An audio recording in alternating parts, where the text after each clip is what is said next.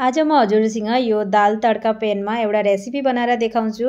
Recipe कस्तो लाग्यो comment गरेर भन्न नभुल्नु होला।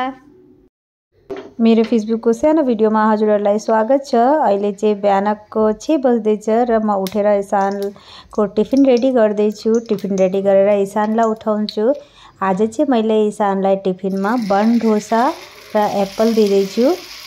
बन डोसाको रेसिपी हजुरहरूलाई चाहिन्छ भने मलाई कमेन्ट गर्नुहोला। बहुत जल्दी तयार हुन्छ यो टिफिनको लागि पनि और ब्रेकफास्टको लागि पनि बहुत हेल्दी और टेस्टी हुन्छ। एक बार हजुरहरूले यो रेसिपी ट्राई गर्नु भने दोबारा अवश्य ट्राई गर्नुहुने होला छ।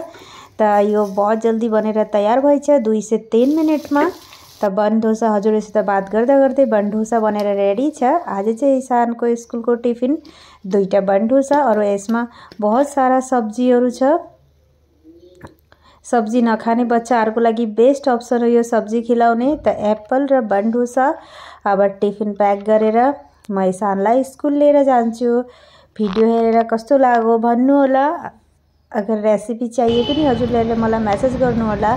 आजको लागि यति नै। फेरि भेटौँला सानो मिनी भिडियोमा। By by.